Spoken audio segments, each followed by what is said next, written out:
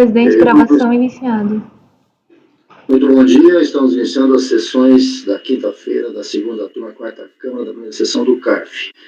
Nós estamos com a nossa pauta para essa quinta-feira, na parte da manhã. Vamos iniciar o julgamento na sequência e depois faremos o retorno dos processos que estão remanescentes ainda de ontem. Então, iniciando o dia de hoje, nessa quinta-feira, dia 18 de março, o processo é o item 98, relatório do conselheiro Leonardo Luiz Pagano Gonçalves, recorrente é Horto Shopping Eireli. Pagano, um breve relato e o voto, por favor.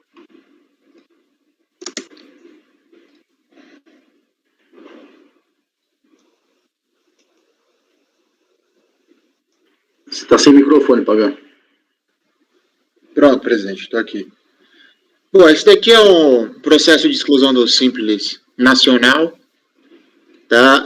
O motivo pela exclusão é devido a recorrente ter ultrapassado o limite lá do Simples Nacional de 3.600.000 aproximadamente.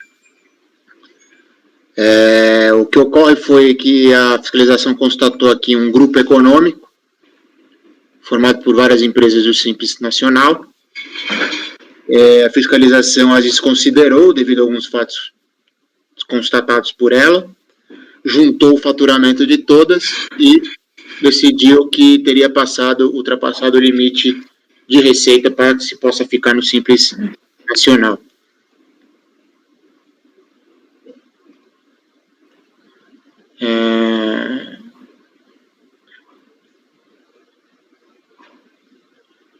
A recorrente interpôs impugnação, a qual foi negada. A da RJ manteve integralmente, né, a exclusão, e em seguida foi interposto recurso voluntário, o qual serve para nós julgarmos. Só para deixar claro aqui, esse processo que nós estamos analisando, o item 98, é a exclusão do Simples Nacional. E o processo da ata abaixo, o item 99, é o auto de infração, tá? Que é decorrente dessa exclusão do Simples Nacional. Mas esse processo do item 99 da ata foi retirado de pauta pela PGFN. Então, pelo visto, nós não vamos julgá-lo hoje. Vamos julgar apenas a exclusão do Simples, tá?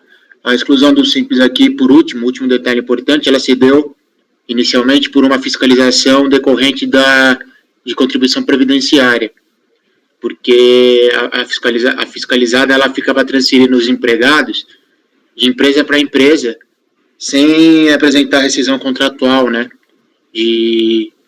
entre os empregados. Então, ou seja, ele trabalhava numa empresa durante o período, de repente ele estava trabalhando na outra empresa em determinado período, sem ter uma rescisão, sem ter alteração contratual. Quando ele trabalhava na outra empresa, na verdade ele era empregado de uma outra empresa. E aí foi por aí que começou a fiscalização de contribuição previdenciária. Pode passar o voto ou precisa de mais informação? Pode dar o voto. O recurso voluntário é tempestivo. Só queria tira uma dúvida, por favor. Foi excesso de receita, né? A exclusão? Foi. E aí, o processo do excesso de receita já foi julgado? Você falou que não, porque a Procuradoria tirou, né? É isso? O presidente, só já adiantando, para mim tem um problema sim, porque eu considero que nesse caso, a decisão do processo do excesso de receita, ela é uma questão prejudicial para a gente analisar. Espera um pouquinho, João, deixa o Pagano colocar o voto dele, vamos ver o que vem aí, a gente pode até concluir para isso, mas vamos ver o que está escrito aí. Deixa eu só esclarecer a dúvida da Júnior. O excesso de receita que serviu para a exclusão não tem absolutamente nada a ver com o outro processo. O outro processo do auto-infração é uma exigência de contribuição previdenciária. Entendeu? O outro processo, na verdade, é que a gente não vai julgar, mas eu iria até propor digamos assim, eu ia propor uma incompetência da nossa turma para julgar, porque ela é exclusivamente de contribuição previdenciária, no outro processo.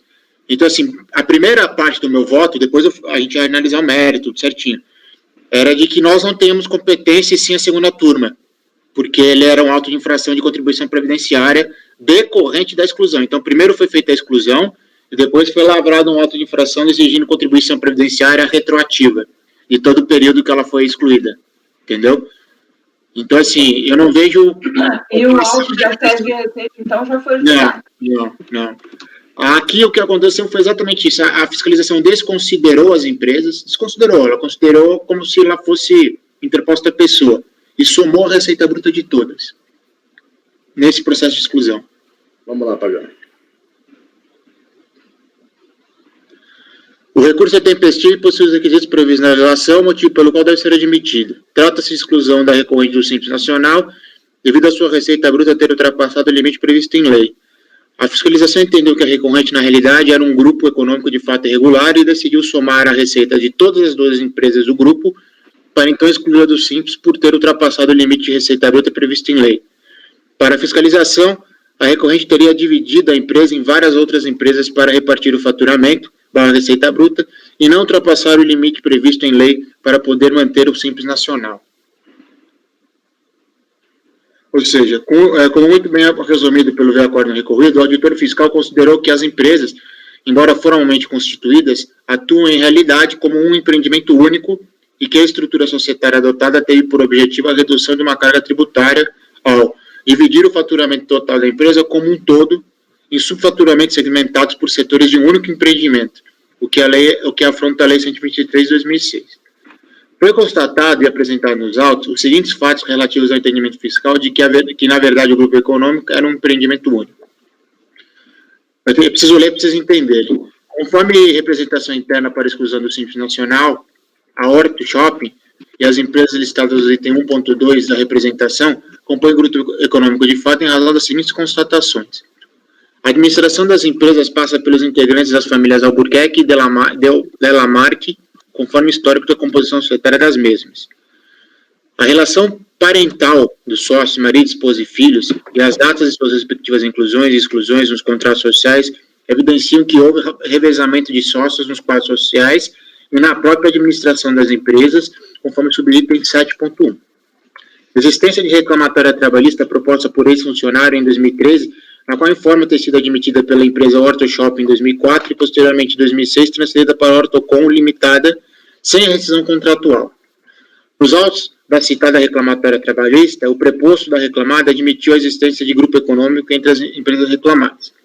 Informações constantes na guia de recolhimento do FGTS e informações da Previdência Social, a GFIP, apontam que ocorreram 80 movimentações para transferências de empregados entre as empresas no período fiscalizado, havendo casos em que um empregado foi transferido para mais de uma vez entre elas. Existência de 3 instrumentos públicos de procuração lavrados, em 32 de 2013, no cartório do 10º Ofício de Notas de Belo Horizonte, em que o sócio-administrador das empresas outorga poderes aos sócio-administradores de outras empresas do grupo para geri-las. Ainda segundo a representação, o revezamento na gestão das empresas que compõem o grupo econômico, comprovada a administração de mais de uma empresa pelos mesmos sócios, caracteriza a figura de interposta pessoa, que é fato excludente do enquadramento do Simples Nacional. As empresas atuavam como empreendimento único e agiram no intuito de dividir o faturamento total da empresa como um todo em subfaturamento segmentado por unicidades de um único estabelecimento, e, consequentemente, livrar a Lei Complementar 123 de 2006, que estipula o limite pelo faturamento para enquadramento ao Simples Nacional. E que, na hipótese, o faturamento para fins de apuração do limite legal não pode ser considerado individual por empresa integrante do grupo, mas a sua totalidade a fim de que o grupo econômico não se beneficie indevidamente do Simples Nacional através de uma das empresas dela integrantes. A fiscalização apurou que, desde o ano calendário de 2012, o somatório do faturamento das empresas do grupo, formados em seu conjunto, ultrapassou o limite anual estabelecido de 3.600.000 para enquadramento do Simples Nacional, conforme Lei Complementar 123, artigo 3º, parágrafo 2 da redação, vigente à época dos fatos geradores. Ainda de acordo com a representação interna para a exclusão do Simples Nacional, o contribuinte não apresentou à fiscalização documentos relacionados à sua movimentação financeira, especificamente os documentos inerentes às transações de empréstimos obtidos e concedidos, que foram identificados no livro caixa da empresa, apesar de devidamente intimado para tal, o que também seja a exclusão do Simples Nacional, com fundamento na Lei Complementar 123, artigo 29, inciso 2 e 8º. Quanto à movimentação financeira ocorrida entre as empresas que compõem o grupo, apesar de ser intimada pela fiscalização por várias vezes, a recorrente não apresentou documentos, apenas informando que não estão mais sob sua guarda. A fiscalização identificou no livro caixa empréstimos obtidos e concedidos pela recorrente para as empresas do grupo econômico e intimou a recorrente a apresentar a documentação relativa à movimentação financeira. Entretanto, a recorrente deixou de apresentar documentos, informando que não havia os localizado. Ou seja, apesar de intimada, a recorrente não apresentou documentos relativos à movimentação financeira. Soma-se a isso, de acordo com o termo de representação para exclusão do Simples, as empresas exerciam as mesmas atividades econômicas, quais sejam comércio varejista de cosméticos, produtos de perfumaria e higiene pessoal, comércio varejista de artigos médicos e ortopédicos, comércio varejistas de outros produtos não específicos anteriormente e outras atividades de tratamento de beleza. Assim, apesar das alegações da recorrente, a análise conjunta das provas em cima mencionadas evidencia a existência de grupo econômico de fato irregular, fraudulento, formado por 12 empresas envolvidas, que atuam como empreendimento único com o intuito de burlar a legislação simples do Simples Nacional. Tal conclusão não decorre apenas do fato de os sócios das empresas pertencerem ao mesmo grupo familiar, o que, apesar de constituir indício de irregularidade, não seria suficiente para caracterizar o grupo econômico nos termos da Lei 13.467 de 2017, artigo 2º, parágrafo 3º, tal como ressaltado pela recorrente. A acusação fiscal de que as empresas constituem grupo econômico de fato irregular decorre essencialmente da constatação de que as empresas são ou foram, em realidade, administradas conjuntamente ao longo do tempo, na medida que os sócios se revezavam na administração das mesmas e ou administravam simultaneamente. Prova contundente da administração conjunta das empresas consiste nos empréstimos obtidos e concedidos entre as empresas do grupo, sem documentação para rastreá-los, bem como na decisão da administração envolvendo a alocação de funcionários materializada no número excessivo de transferências de empregados entre as empresas, sem rescisão de contrato de trabalho ao longo do período fiscalizado.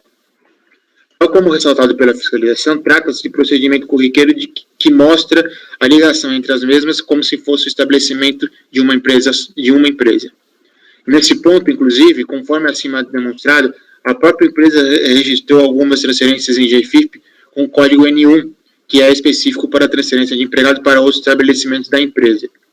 Em sua defesa, a recorrente alega que as transferências dos empregados são normais e esperadas diante da atividade comum exercida pelas empresas, o que reduz os custos do treinamento e o prazo para a adaptação dos empregados aos novos empregadores. Tal explicação, todavia, não merece ser acatada diante do conjunto probatório dos autos. Cabe lembrar que não se trata aqui de uma ou outra transferência, mas de 80 transferências de empregados sem rescisão de contrato de trabalho entre empresas que são administradas por membros de 2 grupos familiares, que revezavam na administração e ou administravam mais de uma empresa simultaneamente, conforme acima demonstrado. Tais transferências têm o condão de evidenciar a confusão entre as empresas do grupo, na medida em que os empregados ora prestavam serviços em uma e ora em outra empresa, como se as empresas envolvidas fossem, em realidade, estabelecimentos de uma única empresa. Isso sem falar que, dificilmente, tal elevado número de transferências, nos moldes como ocorreram, sem rescisão de contrato de trabalho, ocorreria entre empresas autônomas, independentes e concorrentes entre si. E há ainda o termo de audiência da decisão trabalhista, que reconheceu a existência de grupo econômico entre as empresas reclamadas com base no depoimento do próprio preposto de uma delas, bem como as procurações que outorgaram poderes para sócios administrar mais de uma empresa simultaneamente, bem como a movimentação financeira e a administração compartilhada entre as empresas. Desta forma, as provas constantes nos autos, quando analisadas conjuntamente, demonstram a existência do grupo econômico de fato irregular entre as empresas que atuam, em verdade, como um empreendimento único. O contexto fático e probatório apurado demonstra uma unidade no funcionamento das duas empresas que, apesar de aparentemente independentes, sempre atuaram sob o comando das mesmas pessoas físicas, que se revezavam na administração das mesmas, o que justifica o somatório da receita bruta de cada uma delas para fins de apuração do limite anual para o enquadramento no Simples Nacional e sua exclusão do Simples Nacional com fundamento na Lei Complementar 123 de 2006, artigo 3º, inciso 2. Ele exposto por tudo quanto processado nos autos, com êxito do recurso voluntário, o provimento para manter a exclusão do Simples Nacional. É o meu voto. O voto está muito claro, né? Muito bem posicionado, muito bem relatado. Alguma dúvida sobre isso? Iagro? Eu ia fazer essa observação em relação ao voto. E a a representação fiscal que o auditor fez foi muito bem feita, sabe? Inclusive, me chamou a atenção o item 6.8, depois o Pagano abordou essa situação, que ele fala que o fundamento para a exclusão não é só a caracterização do grupo econômico, mas sim a realidade subjacente que advém dessa caracterização, ou seja, a dependência entre as empresas que atuam com um empreendimento único. Essa hipótese de faturamento para fins de apuração do limite legal não pode ser considerado individualmente. Realmente foi um trabalho muito bem feito e eu vou antecipar aqui, eu acompanho o relatório. Alguém mais quer se manifestar? Júnior, suas dúvidas estão sanadas? Sem microfone. Até porque tem interposição de pessoa também, né? Que seria uma causa suficiente para a exclusão. E eu concordo aqui, acho que, inclusive, ele demonstrou muito bem que tinha uma simulação, né? Na caracterização desse grupo econômico, era a mesma atividade. Eu acompanho o relator. Bom, então vamos escolher os votos. Ninguém discorda, então, unânime. Obrigado pelo elemento, mantida a exclusão da recorrente do Simples Nacional. Obrigado, Pagano, item 98. Seguindo, tem um voto, um processo meu aí, mas eu vou fazer daqui a pouco, porque eu estou anotando umas coisas aqui. Vou pedir para a Paula fazer primeiramente o 102. Colégio Cidade de Itaúna Limitada. Também do Simples. Paula, por favor. Item 102. Eu já deixei na pasta. Só abrir aqui.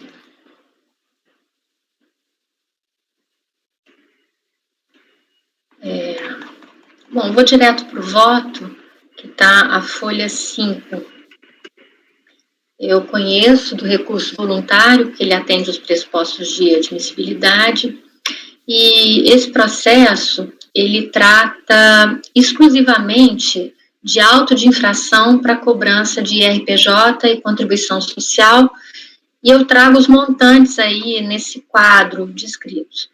Nota-se que os lançamentos efetuados para cobrança de PIS e COFINS são objetos de outro processo administrativo fiscal, de final 2015-55, e de modo que pudessem ser observadas as hipóteses legais de apuração da omissão de receita para esses tributos. Por isso que eles não estão vinculados aqui, né, nesse processo.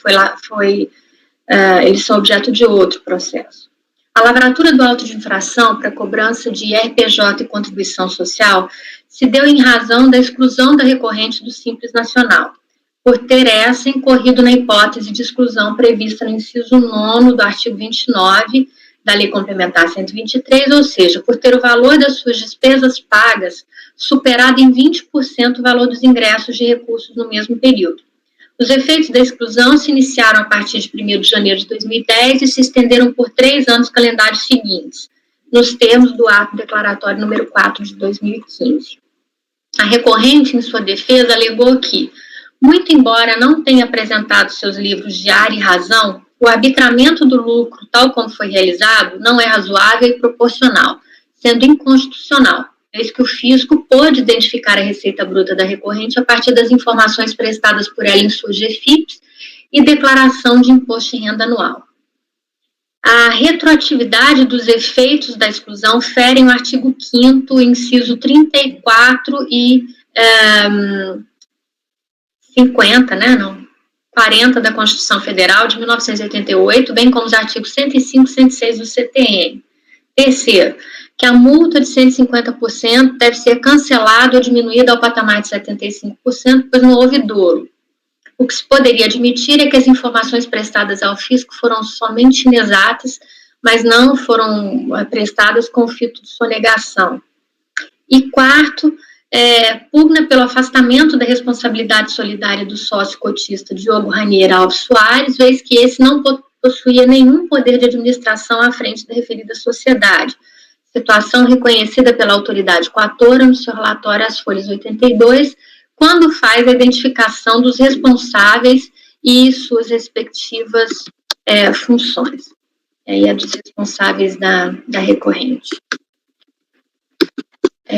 Das alegações de inconstitucionalidade, aí eu vou, em cada item de defesa deles, da recorrente, eu vou fazer aqui a minha consideração. Preliminarmente, faz-se necessário destacar que, por força da súmula CARF número 2, esse Conselho não é competente para se pronunciar sobre a inconstitucionalidade da lei tributária.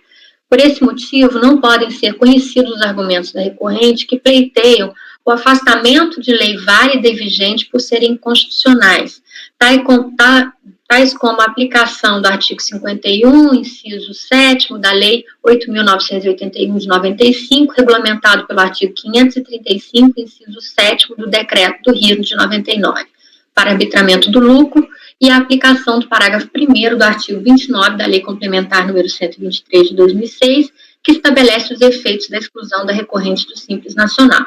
Ademais, a decisão recorrida foi clara e precisa na análise da legislação aplicada em caso, não merecendo reparo.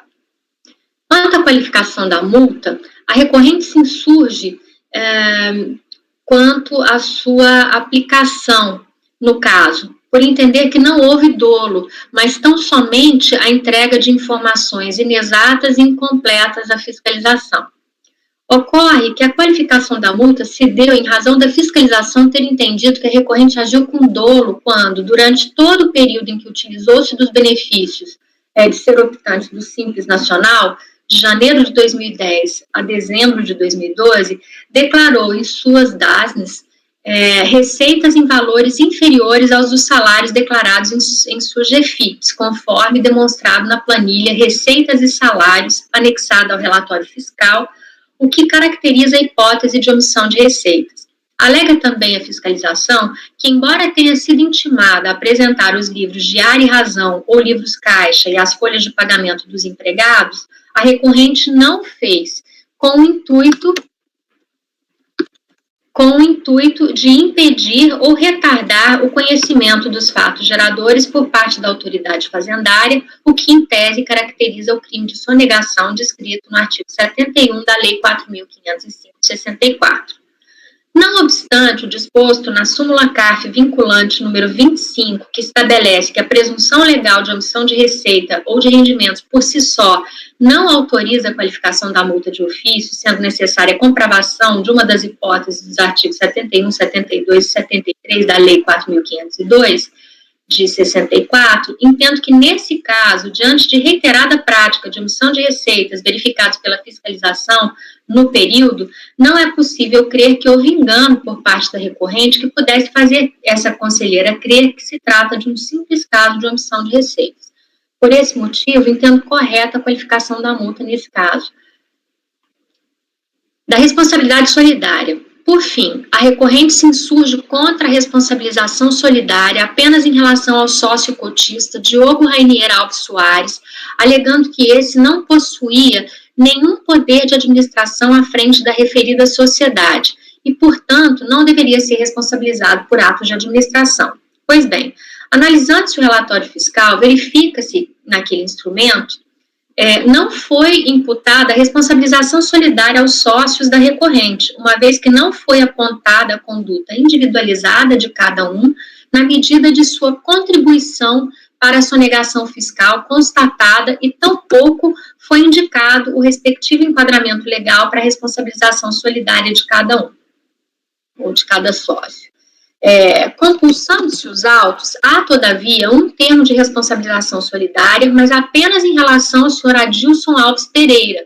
Não consta termo de responsabilização solidária em relação ao senhor Diogo Rainier Alves Soares.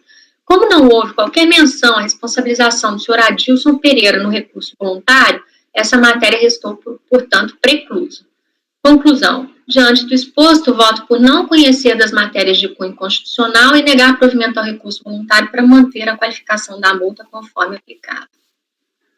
Paula, a qualificação da multa e como é que a responsabilização solidária, na verdade, é isso que acontece. Foi feita a responsabilização solidária só do senhor Adilson, mas o recurso voluntário não trata disso, não fala nada do senhor Adilson, então eu não posso... Como é que eu posso negar provimento por uma coisa nem que ele não pediu?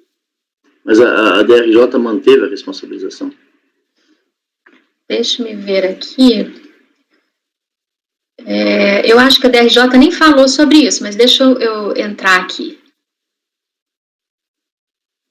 Esse é um daqueles casos onde a manifestação de inconformidade o recurso voluntário foi exatamente igual à manifestação de inconformidade, se não me engano. E será que nem na MI não se manifestou a respeito disso aí, da responsabilização? Nada. Ele não fala nem apresentou recurso voluntário, para te falar a verdade. Só tem o recurso voluntário da própria empresa. E lá é que no recurso voluntário da contribuinte, da empresa, é que o contribuinte fala da responsabilização só desse sócio, que na verdade nem foi responsabilizado. Eu estou vendo aqui, olha, na decisão recorrida, peraí, que travou. Travou aqui, peraí. Estou com a decisão do DRJ aberta aqui, se tu quiser uma ajuda, Paulo. Então, acabei de abrir. Então, não tem aqui tributos, ele não trata da responsabilização, fala só um último parágrafo, assim, por fim, o impugnante se insurge contra a representação fiscal para fins penais feita pela autoridade fiscal, especialmente em relação ao senhor Diogo Rainier Alves. Mas está falando da representação fiscal para fins penais, mas não está falando da responsabilização. Onde que a fiscalização, em que peça aí, tem a peça que a fiscalização imputou essa responsabilização solidária aí? Tem aí? Não tem responsabilização, é isso que eu disse no voto. Só existe um termo de sujeição passiva solidária que está a folha 83 aí do processo. E é desse outro sócio, que é o senhor Adilson Alves Pereira. Então, não houve responsabilização solidária do Diogo Rainier. Tá, então. E esse Adilson está à revelia, e não houve defesa nenhuma. Não houve. Então, como não houve nenhuma menção ao Adilson no recurso voluntário, eu não posso tratar disso, porque ele já está responsabilizado, eu posso até... Mas eu acho que você deve colocar, viu, Paula, porque... Porque, entendeu aqui o meu ponto? Eu entendi que você está analisando puramente o recurso e não tem nada no recurso, mas acho que você deveria, como vem vindo essa informação, você tem essa informação, colocar, não... Como você já escreveu, não há nenhuma menção, mas foi imputada a responsabilização do senhor Adilson, que não se defendeu, portanto, fica mantida nos termos da acusação fiscal. Só isso, nada mais. A responsabilização. E do outro, você disse que não tem nada, ele se defendeu de uma coisa que não tem. O outro nem eu posso falar que está preclusa, né? O Adilson, acho que você deve reforçar que ele não se defendeu, então fica mantido. Isso. Esse não vai parecer que ele foi tirado do processo. De fato. Eu vou pôr assim, como o senhor Adilson não apresentou qualquer defesa em relação à sua responsabilização solidária,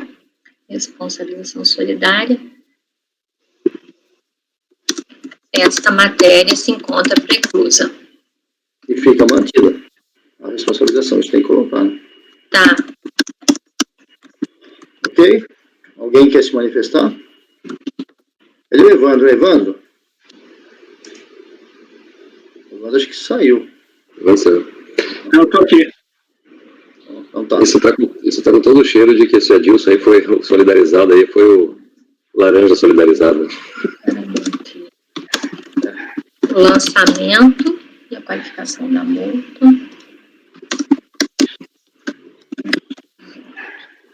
Iago, às vezes eu costumava não solidarizar o laranja, mas para minha surpresa, eu até nem colocava o laranja como responsável lá na representação, mas para minha surpresa o Ministério Público pegava e incluía todo mundo. A preocupação do Adilson era em relação à representação fiscal de fins penais, né? E aí ele... O Adilson não, do Diogo, né? Mas o Adilson, esse aí que foi solidarizado e me apresentou... O Diogo não foi imputado, então. Esse seria realmente o verdadeiro proprietário, seria isso, mais ou menos. Provavelmente ele está na representação porque ele deve ter praticado os atos. E é estranho não ter feito a solidarização para ele. Ele não dá no termo de verificação fiscal, até o fiscal, ele lista o nome dos sócios, mas ele só faz isso. Ele não põe enquadramento legal, ele não individualiza, ele não faz a responsabilidade solidária. Aí vem um termo, a parte só do senhor Adilson, e não do Diogo Rainier. Então, está encerrado. É responsabilidade do senhor Adilson por preclusão, inclusive, e no mais negado provimento. Ok? Todos de acordo? Obrigado, Paula. Julgamento encerrado. Vou agora ao item 100, que é da minha relatoria, que é um processo bem tranquilo, é uma conversão em diligência, já está aí. Rosângela Natividade Ferreira. Deixa eu ver o que é isso aqui, só para explicar por que eu vou para a diligência. Folha, já vou no voto, folha 5.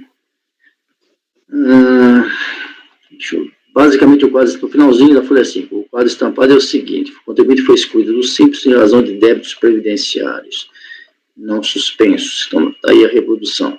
Em contraparte, ainda em sede de manifestação de inconformidade, a recorrente sustentou ter refeito os lançamentos de apuração do Simples nos períodos de fevereiro de 2013 a maio de 2017. Analisando os argumentos e as provas, a decisão recorrida reconheceu a validade dessas retificações que afastaram grande parte dos débitos. No dizer do voto condutor, aspas, em consulta ao sistema da Receita, verifique-se que em 10/1/2019, após a alocação das declarações retificadoras do PGDAS do Simples, os débitos do Simples relacionados ao ato de exclusão mostraram-se indevidos.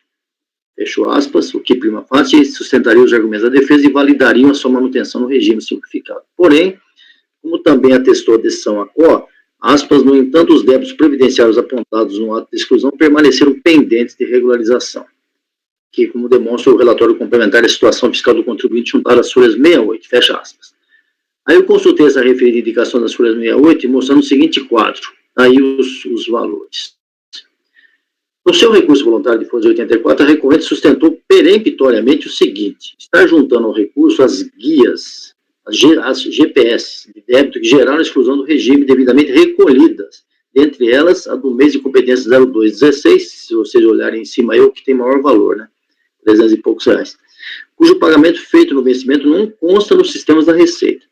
Igual, diz que não está lá, que ele pagou, mas não está no sistema. Igualmente, estar apresentando com o recurso voluntário as folhas de pagamento dos funcionários com os devidos descontos e repasses ao INSS, assim como os incidentes sobre prolabore. 3. Acerca das divergências apontadas entre GFIP e GPS, elas inexistem. E finaliza afirmando não haver nenhum débito, e mais ainda, requer inclusive restituição dos valores pagos, a maior. Pois bem, de plano, atesto não ter havido a juntada de quaisquer os documentos elencados pela recorrente. Em claro dizer, o recurso voluntário, que só tem uma página, não se fez acompanhar nenhum comprovante qualquer. Nesse contexto, cabendo a quem alega tal, trazer os elementos que entender aproveitar e não tendo a recorrente se desincumbido, os dizeres dos recursos deveriam ser tidos como meras alegações e como tal não gerar efeitos. Aí eu coloquei em amarelo aí, todavia, como houve a alegação incisiva da recorrente de que teria adimplido os débitos e ainda lhe sobraria valor a restituir, e considerando que consta nos autos, mais precisamente o fato de a contribuinte ter conseguido desconstruir grande parte do rol de débitos que lhe foi imposto, penso que, com suporte no princípio da verdade material, deve ser oportunizado o sujeito passivo a possibilidade de trazer a comprovação documental citada em seu recurso voluntário. Mais ainda, que a unidade fiscal que jurisdiciona apresente nova e atualizada listagem dos débitos que ensejaram a exclusão, evidentemente levando em conta o prazo final de 30 dias da ciência do ato declaratório. Aí eu faço os quesitos e proponho a conversão em diligência pelos motivos expostos. Alguma dúvida?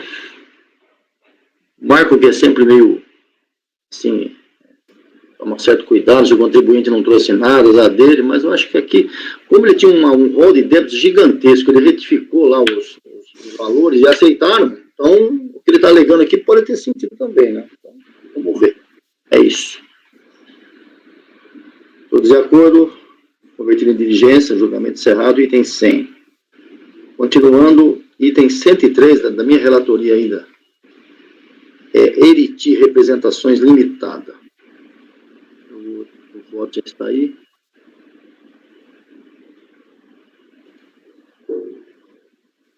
Item 103, deixa eu abrir aqui. Demora um pouco para abrir esse negócio.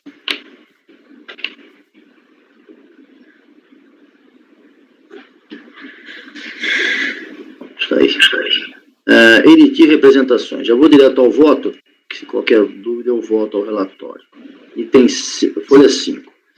Tempestividade está comprovada. O quadro estampado é o seguinte: a contribuinte foi impedida de optar, aqui a opção, pelo regime do Simples Nacional em razão de possuir débitos perante a Fazenda sem julgado suspenso conforme termo de deferimento de folha 6 e 7, que eu já coloquei lá no relatório. Mencionados débitos somam 25 rubricas e resume-se da forma seguinte: 4 débitos de imposto de renda, 12 de PIS, 2 de CSL e 7 de COFINS. Aí eu trago a legislação. O contribuinte se manifestou dizendo que apresentou a mesma tese da AMI, ou seja, teria parcelado os débitos que impediam sua opção pelo regime. E ainda mais, que teria efetuado o pagamento da primeira parcela, confirmando o parcelamento. A DRJ manteve o indeferimento, entendendo o seguinte: a impugnante argumentou que efetuou o parcelamento dos débitos, tendo recolhido as primeiras parcelas. Contudo, verifique-se que o parcelamento foi efetuado em 24 de 1 de 2019, o pagamento das primeiras parcelas em 28 de 1 de 2019. Esse assunto é interessante, foi agora que estou lembrado. Vamos seguir aqui, porque é muito interessante.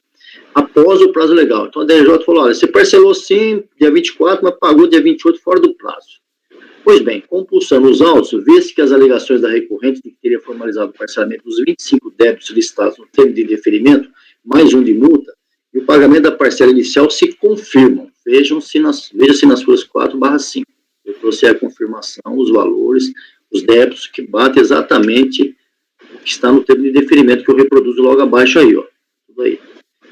Igualmente as 5 parcelas iniciais devidamente adimplidas pela recorrente, folhas 18. Aí o pagamento que ele fez no banco, no Bradesco. Muito bem, estou nas folhas 8. Confirmadas tais operações, resta ver se foi cumprida a exigência de que, entre a data de formalização do parcelamento e o pagamento da parcela inicial que o confirma, não pode transcorrer mais que 2 dias úteis, conforme orientações gerais no sítio da Receita Federal. Aí eu trago aí o item 3, negociação de parcelamento, item 3, inciso 2 em algarismo romano. Exige o pagamento da primeira parcela no prazo máximo de 2 dias úteis após a data de confirmação da negociação.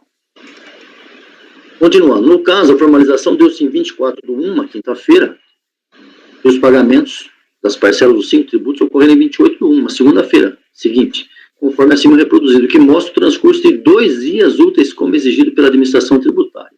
Então, sem mais delongas, formalizado e confirmado o parcelamento, estampa-se a situação estatuída no artigo 151.6 do CTN, que suspenderam os débitos. Então, parando por aqui um pouco, até na oportunidade eu troquei umas ideias com o Thiago, com o Evandro, com o Marco, tendo em vista que se trata de procedimento interno da Receita, porque eu estranhei que a DRJ tivesse peremptoriamente dito: você passou o prazo e acabou. Só que, na verdade, exige-se que sejam 2 dias úteis. Então, fiz a contagem, que vou parar por aqui. Se alguém discorda desses 2 dias úteis, a gente troca uma ideia. Mas acho que está bem claro. O Evandro, inclusive, que sempre é muito ciencioso nessa parte de parcelamento aí, mas acho que está bem cumprido isso. A dúvida que até poderia haver, eu até me lembro que quando a gente comentou em off esse assunto aqui, essa questão procedimental, né? A dúvida aqui é quando contaria o prazo, tá? Porque se o dia da negociação incluiria ou não, mas a lei é bem clara, né? Após a data da confirmação. Então não tem dúvida nenhuma, né? Até fiquei muito surpreso com essa decisão da DRJ. Eu realmente fiquei muito estranho, até perguntei para os colegas que são da Receita, gente, esses procedimentos, falei: o que vocês estão lendo é que eu não estou conseguindo ler, né? E chegamos a essa conclusão. Bom, então, vencida essa parte, continuo no voto em seguida aí. Então, nesse aspecto, estou aí no finalzinho dessas folhas 9, né? Então, nesse aspecto, nada obstaria o deferimento do pleito da recorrente para ser incluído no simples. Ocorre que, no desenvolvimento dos argumentos do seu voto, o relator de decisão pelo piso, além de pugnar que o parcelamento não teria sido confirmado em face do pagamento a destempo das parcelas iniciais, ainda suscitou a existência de débitos perante a Procuradoria, cujas exigibilidades não estariam suspensos. Veja-se a DRJ. Está aí o que a DRJ escreveu. Pois bem, de fato, constam tais débitos que eles estão aí, nas folhas 23 e 24, o que implicaria na impossibilidade da recorrente assumir o regime simplificado como decidido pela turma qual. Porém, não vejo desse modo e explico. Em primeiro lugar, tais débitos só foram inscritos em dívida ativa em 3 de 4 de 2019, além do prazo final para opção pelo Simples Nacional, que é 31 de 1 de 2019. Em segundo lugar, e principalmente, tais débitos não constavam na listagem original inserida dentro dos termos do termo de deferimento, folha 6, 7 e 8 e 11, impedindo a recorrente de sobre eles se manifestar, o que de plano os torna estranhos aos autos, não sendo possível suscitá-los já em fase de julgamento. Ou seja, estar-se discutindo e decidindo além dos limites definidos na lide, que no caso tratavam de 25 débitos claramente estampados no termo de indeferimento. Então, Para todos os fins e efeitos, o que impedia que a recorrente adentrasse ao regime do Simples Nacional em janeiro de 2019 eram somente os referidos 25 débitos listados explicitamente no termo, que, como visto, foram todos parcelados, estando com suas exigibilidades suspensas na data fatal, 31 de janeiro de 2019, nos expressos termos do artigo 151.6 do CTN, fulminando, pois, a objeção imposta. Dessa forma, eu voto por dar provimento ao recurso voluntário, cancelando o termo de deferimento emitido pela DRF de Feira de Santana e autorizando a inclusão da recorrente no regime. É o voto. Ou seja, para mim houve uma inovação aí na DRJ. Nem estou discutindo se a DRJ inovou ou não, estou dizendo que isso não pode ser feito, trazido aqui.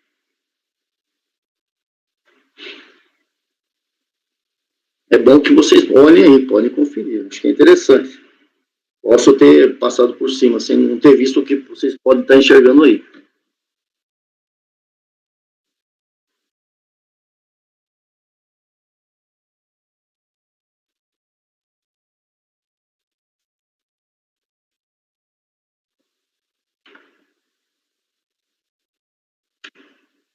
Marco, Evandro, Iago, vocês estão vendo? Júnior, quem está vendo aí? Acho que está bem claro. Agora, de qualquer maneira, querem checar. Isso aí apareceu depois, lá em abril, maio.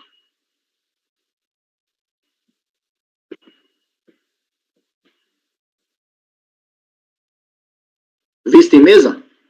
É estranho, né? Esses débitos Também achei. Também achei.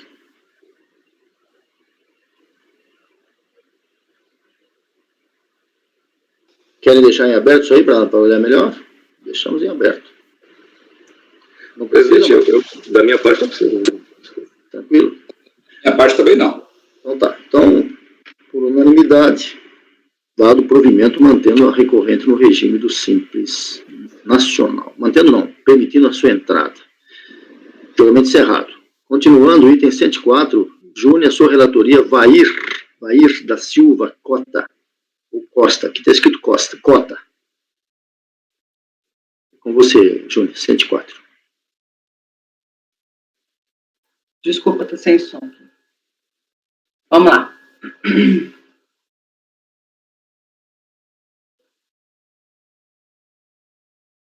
Isso aqui foi o seguinte, na verdade, esse processo, ele foi baixado em resolução, tá? Para verificar, pedir para fazer um relatório conclusivo, para ver se tinha havido ou não tinha um parcelamento na Procuradoria. Aí teve essa resposta aí, que inclusive foi só um despacho de encaminhamento, falando em atendimento ao despacho do procurador da solicitação, informamos que não constam ocorrências de parcelamento consolidados e que os débitos foram extintos com pagamento em 7/1, que foi a data final seria final de janeiro, né? Mas ele fala que foi pagamento em 7/1 e 9/3. Só que aí tem uma outra questão. Eu peço na resolução original que o contribuinte seja cientificado para se manifestar, tá? Não foi juntado nos autos qualquer documento que mencione ou comprove a intimação do sujeito passivo. Então, eu nem vou ler o voto, porque o que eu estou reproduzindo aí parte não foi esclarecida. Eu coloco aí, última página, olha, verifique-se assim que o processo ainda não se encontra em condições de julgamento. Isso era a diligência, né? Porque eu pedi para esclarecer essa questão do DARF, se havia tido recolhimento do débito, para ausência de DRPJ, fosse confirmado junto à Procuradoria e fosse dado ciência. Então, o que significa? As alíneas A e C não foram cumpridas na resolução, tá? Sendo assim, verifica-se que não foram cumpridas as solicitações constantes das alíneas A e C acima mencionadas, motivo pelo qual propõe nova conversão do julgamento em diligência para que a unidade de origem esclareça-se de acordo com os dados juntados às folhas 54, teria havido recolhimento do débito relativo à multa por ausência da DRPJ, os quais só foram juntados em fase recursal. B, dê ciência ao contribuinte do teor e resultado da diligência para querendo se manifestar. Não fizeram a diligência corretamente? Por favor, confira aí a questão se vocês puderem conferir, mas eu olhei, porque ele tinha retornado de diligência, eu verifiquei se não teria ciência do sujeito passivo, e eu até poderia superar essa ciência se o resultado da diligência tivesse sido favorável. Como não foi, eu entendo que o sujeito passivo tem que ser intimado. Então, para mim, isso bastaria para que fosse convertido em diligência da ciência. Mas, além disso, não ficou muito claro para mim também a primeira parte, porque uma parte era, teve ou não parcelamento da Procuradoria. E aí ele fala, não teve o parcelamento que o contribuinte está alegando, embora a Procuradoria ateste que teve o pagamento em 2 parcelas, ao invés do parcelamento. Né? Mas fica, de novo, um outro débito, que tinham sido 2, que não foi respondido. Então, em razão desse débito, em razão da ausência da ciência do sujeito passivo, eu estou convertendo em diligência. Mas eu gostaria aí que vocês olhassem se realmente não teve essa ciência. Porque, para mim, ela é o argumento essencial. Eu olhei aqui, no processo não consta nada mesmo de ciência do contribuinte, do resultado. Então vale a pena converter mesmo, tá? Então, unânime, convertido em diligência, pelos motivos expostos pela relatora. Continuando, julgamento encerrado, item 104, item 105 da minha relatoria, contribuinte é Valdemir Mancini, que também é do Simples. O item 105 já está disponibilizado. Já vou. Direto ao voto. Tem algum microfone aberto? É o meu, desculpa. Pois não tem problema. Bom, aqui é o seguinte, antes de qualquer análise, a prejudicial processual que necessita de apreciação pelo colegiado, no caso, manifesta a intempestividade da peça. Na forma do PAF, é o 33, tem prazo para ser feito. Pois bem, como se observa nos autos, a ciência do acordo de primeiro grau deu-se em 22 de agosto de 2019, a interposição do recurso fez-se, conforme o protocolo na folha de rosto, em 27 de setembro de 2019, que é ratificado quando se verifica o termo de solicitação de juntário de folhas 20. Então, eu trouxe tudo aí, ó, 27 de setembro. Então, de acordo com o calendário 2019, eu reproduzo aí e chego à seguinte informação. Protocolo do recurso voluntário dia 27/9, além do prazo que seria 23/9, na segunda-feira.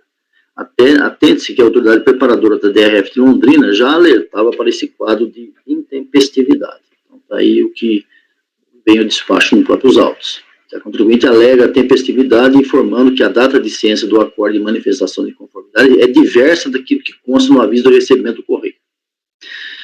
Aí, evidentemente, por razões do PAF, a DRF mandou para a gente analisar.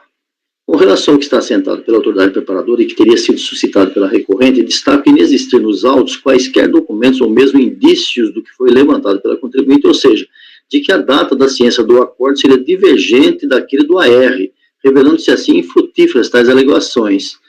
Aí eu confirmo com as decisões que há uma preclusão, trago a jurisprudência inclusive da nossa turma aqui, e voto por não conhecer o recurso voluntário, mantendo o termo de indeferimento da opção pelo Simples Nacional. Ou seja, é intempestivo, e essa alegação do contribuinte de que o AR é diferente do que está lá, eu não consegui achar nada. Eu também não consigo entender como é que o AR pode estar diferente do que a realidade. Né? Inclusive está aí o AR nos autos, só olhar. Certo? Todos de acordo? Esse julgamento encerrado, não conhecido por intempestivo, item 105. Continuando, Paula, item 106, Ladinor da Silva, Simples. Pois não, Paula, pode ir com você. Sim, tô só abrindo aqui.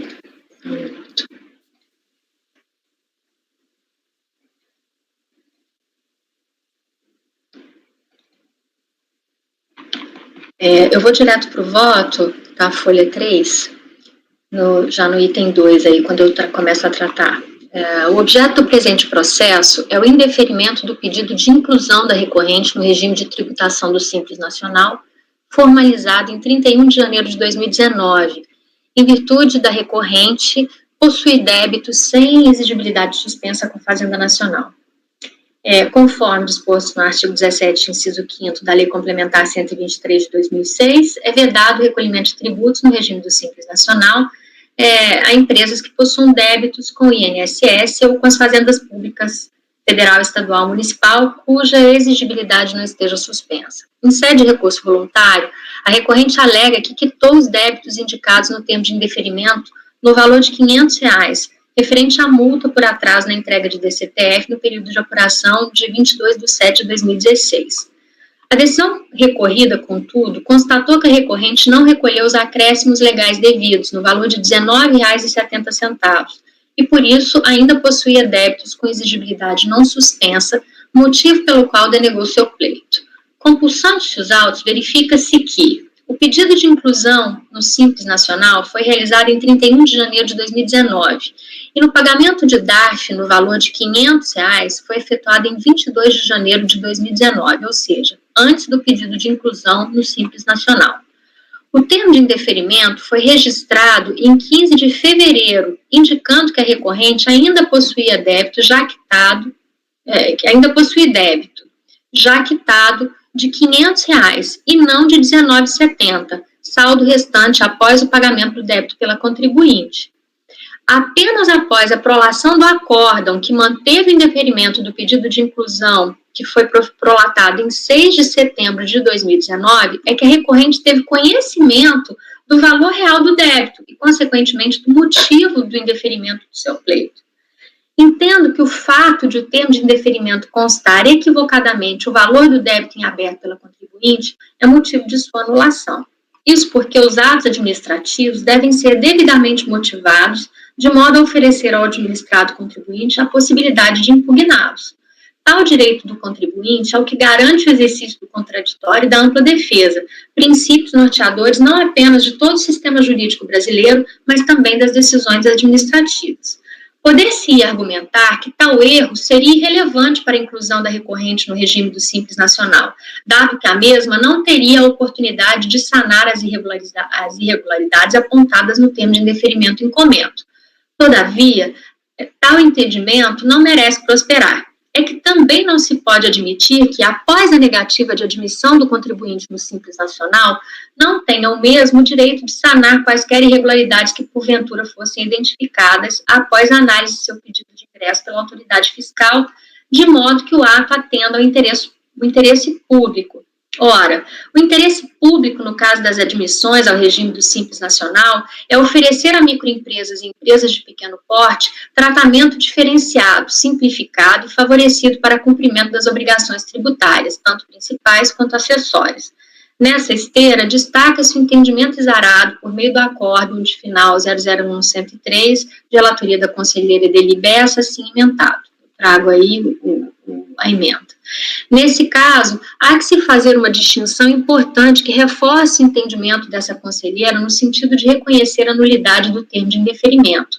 Muito embora não se tenha verificado nos autos a quitação do débito remanescente no valor de R$ 19,70, a recorrente só se deu conta de que ainda havia saldo a pagar após a prolação do acórdão de manifestação de inconformidade em setembro de 2019. Por todo exposto, voto por dar provimento ao recurso voluntário para anular o termo de indeferimento prolatado em 15 de fevereiro de 2019 por vício na indicação do valor do débito.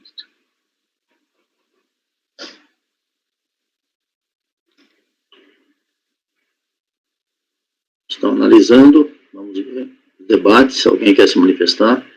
Você tem um retorno de vista, presidente, e a gente já tinha, inclusive, está truncada ali a... Essa mensagem que, para variar, está truncada, né? Ela aberta aqui, se eu quiser. Leia, por favor. Vista concedida à conselheira Júnia, proposta da relatora dar provimento ao recurso voluntário, os conselheiros Marco e Evandro divergiram da relatora e o conselheiro Pagano acompanhou. Os demais conselheiros ainda não haviam votado no momento do pedido de vista. Eu nem sei por que eu pedi. Enfim.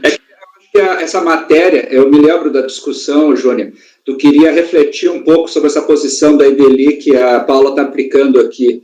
Então, por isso... Sim. Bom, não, eu já fiz o voto, né? Para mim, Não que ele discorde, inclusive ele tem um voto atual da Câmara Superior, em que ela continua admitindo, mas não por essa aplicação da analogia, usa a questão do erro excusável. Eu já fiz o voto nesse sentido, então eu acompanho a relatora, mas eu vou acompanhar pelas conclusões, porque no meu voto eu usei desenvolvi a questão do erro excusável. Ele parece que aqui também, né, Paulo, era multa, não é isso? Então... a mesma coisa. Na verdade... Para aquele voto... Aliás, até aproveitar, então, já que está lá, eu posso apresentar a declaração de voto, porque aí eu coloco os fundamentos, mas eu acompanho a relatora. Não, tudo bem. Na verdade, eu ainda acho aqui que houve uma indução da recorrente ao erro, né? Já que o termo de indeferimento constava um débito que já havia sido pago. Então, eu nem trato de erro excusável, porque não foi erro da recorrente, entende? Entendi. Eu acompanho a relatora. Seu ponto. Presidente, pode falar. Esse caso é diferente da que a Júlia relatou na sessão passada, e o fato determinante, a meu ver, é esse item B, do item 6B que a Paula traz. O contribuinte havia pago a multa integralmente no dia 22 de janeiro, e quando foi feito o termo de indeferimento no dia 15 de fevereiro seguinte, foi indicado como se o débito de R$500 permanecia em aberto. Então, assim, há um erro aqui, um erro de motivação no termo de indeferimento. Então, eu só... e aí, Paula, não sei se a gente consegue chegar num acordo aqui. Eu acho que essa questão da EDLI não é o fator determinante, sabe, que tu traz aqui no voto. Eu posso até tirar, eu coloquei mais como até um reforço, mas de fato aí você vê que a minha fundamentação foi erro de motivação mesmo. Até na conclusão eu coloco isso bem claro, né? Mas eu tiro, não tem problema. E em se tratando de erro de motivação, presidente, daí eu vou acompanhar a relatora, porque realmente a administração deveria ter feito esse... É diferente do caso, quando, por exemplo, ele tem que pagar lá a multa ou o tributo, e ele tem conhecimento que existem acréscimos legais que decorrem de lei. Aqui, o que acontece? Ele foi intimado a pagar, e quando ele foi feito o termo não considerou o pagamento que ele fez. É estranho, hein? Eu também achei estranho, por isso que nesse caso aqui, todos os outros votos que a gente já concluiu, quando tem o débito permanece em aberto, ainda que não liquidado, né? Pagando tem uma outra posição, mas a gente tem firmado a posição que ele tem que pagar todos os débitos até o dia do prazo para a opção, que seria no 31 de janeiro. E esse débito foi pago até 31 de janeiro, Paulo? Foi pago, os R$500 foram pagos dia 22, ou seja, 8 dias antes, né? 9 dias antes. E depois, dia 15 de fevereiro, listaram novamente, o débito estava em aberto? Sim. Não, o termo de indeferimento, que foi lavado no 15 de fevereiro, né, diz que o débito estava em aberto, integralmente aberto. Aí tem um erro de motivação que para mim invalida o ato. Né? Perfeito. Então você acompanha a relatora, certo? Sim. Conselheiro Luciano. Presidente, eu vou acompanhar a relatora. Eu vou também, nessas condições, eu iria pedir vista, para converter inclusive em vista coletiva, para que eu analisasse, mas o Iago já se posicionou, confirmando as informações da relatora. Eu só questiono os 3 colegas que já tinham votado, que podem mudar o voto se acharem que Presidente, eu vou, se a Paula concordar em tirar essa parte da EDLI, eu acompanho a relatora. Era exatamente o que eu ia dizer, eu vou tirar essa parte, porque eu faço uma ressalva e depois até embaixo eu faço, apesar de não ser esse o ponto, né, que tem mas eu não preciso colocar, então para deixar todo mundo... Eu acho que você fundamentou bem, sem necessidade disso aí. Entendeu? Sim, eu já estou retirando e estou já colocando o voto revisado na pasta, tá, para vocês terem. Inclusive, só para completar um minutinho, Marco, por favor, eu acho que até em termos de esse voto, para casos semelhantes, se você não colocar essa relação com o voto da EDLI, fica até melhor para se usar esse voto em possíveis situações futuras. Então, a colocação é essa. Eu já tirei aqui, vou salvar na pasta, tá? Na pasta T. Evandro mudou. Marco, você tinha votado do Verdinho? questão aqui não, o que envolve necessariamente? Ele pagou a multa e a multa tinha fato gerador anterior e faltou os juros, não foi isso? Isso, na verdade ele pagou a multa quando o débito que estava lá indicado era de R$500. Ele, antes do dia 31, no dia 22, ele pagou a multa integralmente, R$500. Quando veio o termo de indeferimento lá em fevereiro, em vez do termo de indeferimento dizer, olha, faltou a multa em R$19,50, o termo de indeferimento falou, falta pagar R$500. Aí ele diz, olha, eu já paguei, ele se defende dessa forma, eu já paguei. E ele só fica sabendo que tinha, na verdade, esse saldo de R$19,50 de juros ou multa, enfim, deve ser de juros, né, da multa, quando veio o acórdão de manifestação de inconformidade. Então, até aquele momento, ele achou que ele tinha pago integralmente o débito. Então, de fato, houve aí erro de motivação no termo de indeferimento. Você está sem... Ele pagou algo cujo fato gerador era anterior, tá? E ele deveria saber, até porque não é excusável ignorar a legislação tributária, de que aquilo ali tem correção monetária no momento. Então, essa multa, ela não foi constituída lá em janeiro, ela é de anterior, então teria juros incididos sobre ela. Eu vou manter meu voto para divergir, para negar provimento, presidente, até para manter a coerência com as outras posições. Não, Marco, eu acho que você não entendeu aqui. O ponto é, quando veio o termo de indeferimento, ele veio com valor integral que já estava pago. É isso que a gente está dizendo aqui. É diferente de outros casos, que vem só vem o remanescente de juros, 17, 14, 25 reais. Aí voltou a dizer, ó, você deve 500. Então, claro que a gente sabe que tem um juro sobre isso, mas o contribuinte foi induzido a isso. Você deve 500, eu já paguei. Essa é a então, posição. como é que ele vai se defender de uma coisa que ele falava, eu já paguei, entendeu? Esse é o ponto. No termo de indeferimento, quando veio o termo de indeferimento, em vez de dizer para ele, olha, você está excluído porque faltou R$19,50, o termo de indeferimento veio e falou, você está devendo 500, e ele já tinha pago. Só uma dúvida que eu estou olhando aqui, no meu, da sessão passada, não veio no termo de indeferimento os R$19, gente. O que estava no termo de indeferimento era tal como da Paula, e aí eu não estou querendo mudar nada, falando lá, você tem que pagar R$400. E o camarada vira e fala, paguei. Só que aí, claro, ele pagou, mas fez a imputação. Sim, mas ele pagou depois, né? Aqui parece que foi pago antes, né? Não, tudo bem. Ele, naquela questão, ele tinha pago antes. Só que como ele pagou sem correção e foi feita a imputação, ele está entendendo que tinha pago os 400, quando na verdade foi imputado, porque ele pagou 360 e alguma coisa. Mas o fator determinante, o Júnior e o Marco, não é o fato de se ele pagou e faltou um acréscimo. O fator determinante, que pelo menos na minha concepção aqui para acompanhar a Paula, é o seguinte: o termo de indeferimento ele está com erro de motivação. Ele está errado. E é esse o ponto. Ele poderia ter sido feito pelos acréscimos e o contribuinte poderia ter consciência. Olha, eu estou sendo excluído porque eu não paguei de forma integral. Nós não estamos discutindo aqui que é de conhecimento obrigatório dos contribuintes que tem acréscimo. Né? Eu também entendo como o Iagar. Eu vejo uma nulidade no termo de deferimento em relação até ao próprio valor cobrado, porque não poderia cobrar os 500 mais. Só a parte da atualização que não foi paga, entendeu? Que poderia ser cobrada. Eu vou dizer já o que eu vou fazer. Vou acompanhar a relatora pelas conclusões, justamente em função dessa situação que o Marco levantou, né, que o contribuinte deveria saber, mas acho que nesse aspecto aqui está claríssimo. O contribuinte deveria saber, mas que ele foi cobrado disso, ele foi cobrado errado. Uma dúvida. Marco, vai manter ou vai dividir? Vai manter. Eu entendo que o contribuinte ali, essa informação da multa, do fato gerador, ele tinha conhecimento. O fato de ele ter pago 500, ele não exclui a responsabilidade de ter pago os acréscimos naquele primeiro momento. E, para mim, o fato do ato declaratório de exclusão, isso é exclusão, né?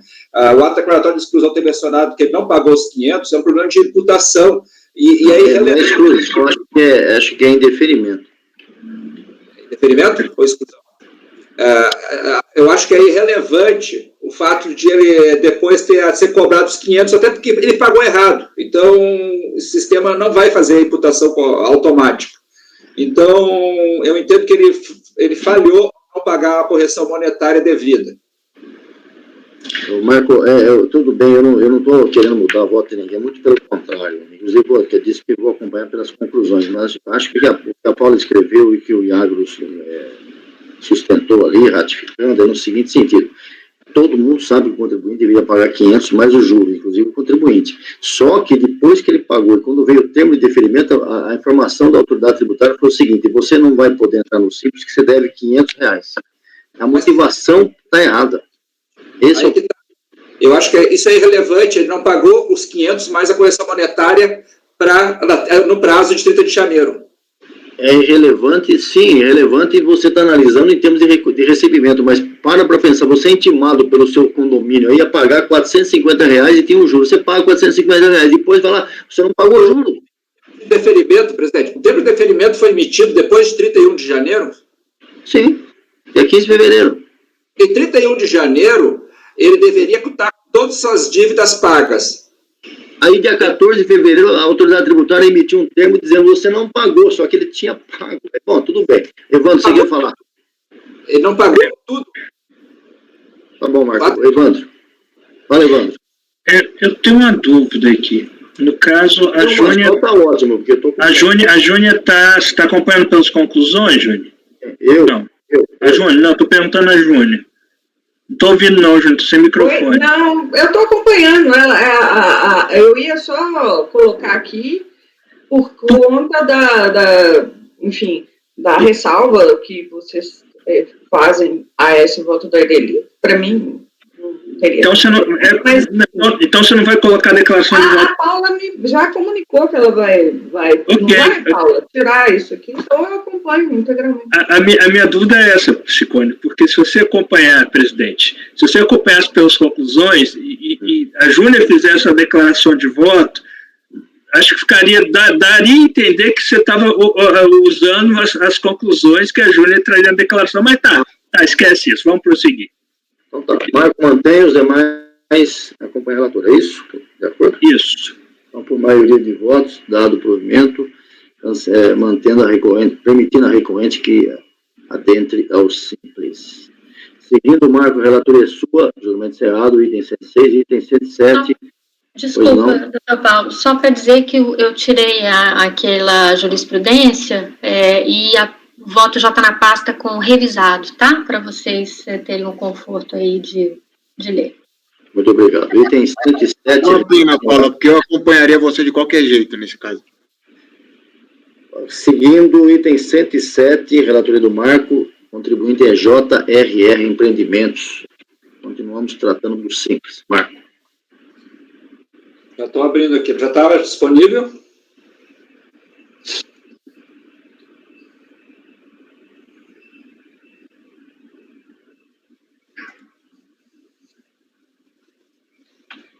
Vamos lá.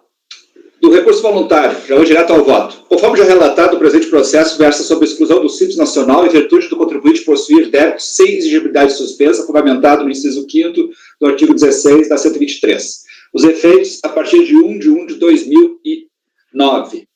Em sua defesa, alega que houve erro no momento de fazer a opção pelo parcelamento de quando do ingresso no Simples Nacional, opção em 14 de 8 de 2007. Após ter feito a opção pelo parcelamento para ingresso, teve ciência de que o mesmo não fora validado pela inexistência de pagamento da primeira parcela. Alega que pediu por engano o parcelamento para os débitos previdenciários que já haviam sido integralmente pagos em 17 de 8 de 2007, ao invés de fazer o pedido para débitos não previdenciários. A decisão assim fundamenta sua decisão, assim fundamenta para negar provimento à manifestação de conformidade. Aí ele, consultando os sistemas informatizados da Receita, verifiquei que os débitos que originaram o ato de exclusão foram inscritos em dívida ativa da União em 8 de 6 de 2009, sendo que os relativos à RPJ foram parcelados em 8 de 9 de 2009. Parcelamento a partir da negociação, parcelamento, tal. Eu volto a reanalisar isso aí depois. Na sua peça de recursão, reitera as mesmas alegações. em análise aos autos, tentando recompor as alegações do contribuinte de maneira simplificada. Aqui eu faço um resumo analisando os autos. Opção pelo Simples Nacional em 14 de 8 de 2007, bem como ao parcelamento dos seus débitos não previdenciários. No parcelamento, pagar a primeira parcela no valor de R$100. Ao transmitir o pedido de parcelamento, selecionou a opção errada para débitos previdenciários que já estavam quitados em 17 de 8 de 2007. Recebeu, em junho de 2008, intimações para pagamento dos débitos não previdenciários, que deveriam estar parcelados. O pedido para a reinclusão no parcelamento do Simples Nacional desses débitos, citando o processo administrativo final 23. E 5 de 9, é cheio de detalhes aqui. Em 5 de 9 de 2008, recebeu o ADR referente à sua exclusão do Simples Nacional, impetrando a manifestação de inconformidade. Primeiramente, quando a tentativa de reclusão no parcelamento do Simples Nacional,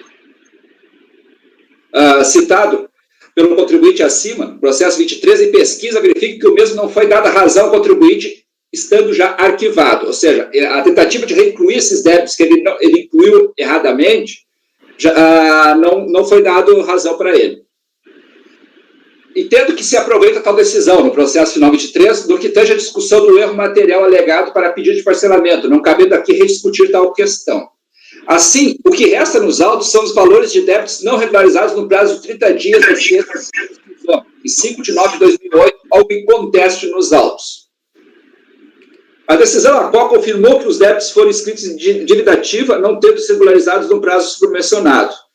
Se os débitos não estavam sob parcelamento, não há que se falar em estarem sob exigibilidade suspensa para afastar a aplicação do inciso 5º do artigo 17 da Lei 123, Lei Complementar 123. Na sua passagem cursal, o TSI de defesa também alegando o princípio da razoabilidade para afastar a aplicação do dispositivo legal imputado, que entendo que, dada a disposição expressa da lei, não é aplicável ao caso. Mostrando voto no sentido de negar provimento. Na realidade, a princípio, pelas alegações do contribuinte, ele fez um pedido errado de parcelamento, lá na origem, e esse parcelamento não foi validado. E aí, quando ele tentou reincluir esses débitos no parcelamento a posterior, e foi negado. Então, esses débitos acabaram ficando com exigibilidade não suspensa. Então, com isso, expirado o prazo, e não tem nada nos autos confirmando se regularizou a posteriori, ele, no período adequado, não havia débitos com exigibilidade não suspensa. Então, eu estou negando provimento, mantendo a exclusão do Simples.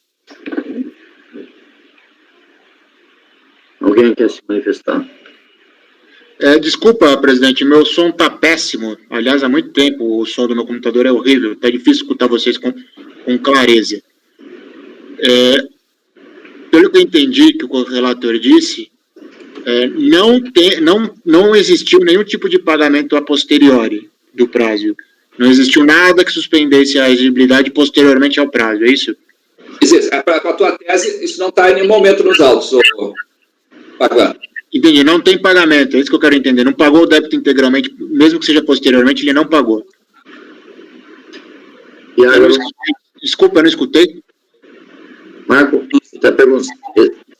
Eu não escutei. Não houve pagamento, ele falou. Não houve. Não houve, né? Tá bom. Marco, esse processo que você menciona aqui, o 19647, que é o início, é o do parcelamento, né? É isso, né? Exatamente. E aqui no teu voto, lá teve essa análise do erro material, do erro de fato, lá. Teve, se não me engano, foi indeferido. E foi negado. Ele tentou reincluir esses débitos em caráter retroativo nesse processo. E tu não achou que era importante colocar aqui essa decisão lá? Ou pelo menos os partes áureos? Citando o processo. Deixa eu ver, até primeiramente, com a tentativa de reclusão do Simples citado em pesquisa, verifica que o mesmo não foi dada razão ao contribuinte, tem uma decisão. Então, eu posso arquivar, estando já arquivado. Mas quer que eu anexe aqui a decisão? Tá, tudo bem, então. Desculpa. É um parágrafo, eu comento isso. Desculpa, só... então, ele pediu parcelamento, mas ele pediu parcelamento de débitos já quitados, ele fez uma confusão. Aí deixou outros débitos e depois pediu para reincluir, abriu um processo administrativo que ele perdeu, foi isso. Exato. Tá, não, aí nesse caso... O que me parece é que foi uma tremenda... Ele clicou errado só. Não é que ele incluiu os débitos errados, ele só clicou, porque o parcelamento era não previdenciário e previdenciário. E o que me surpreende é a decisão do outro processo que indeferiu o parcelamento. A gente não tem o que fazer agora aqui, que está em dívida ativa, né? Mas é algo assim que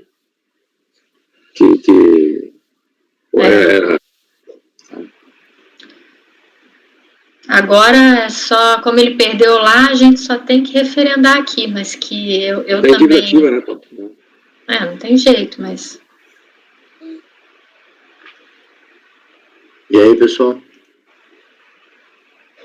Alguém mais? O propósito do relator, então, é negar provimento, é exclusão, né, Marco? Exclusão. Simples nacional. Agora acompanha também, porque não há a tese dele, então, unânime, mantido a exclusão, negado provimento. Terminamos a nossa pauta da parte da manhã, temos a parte da tarde, evidentemente, e os remanescentes, que são em torno de 12 ou 15 processos. Mas vamos fazer daqui a pouco, daqui a 5 minutos após o intervalo. Por favor, Patrícia, um intervalinho para a gente.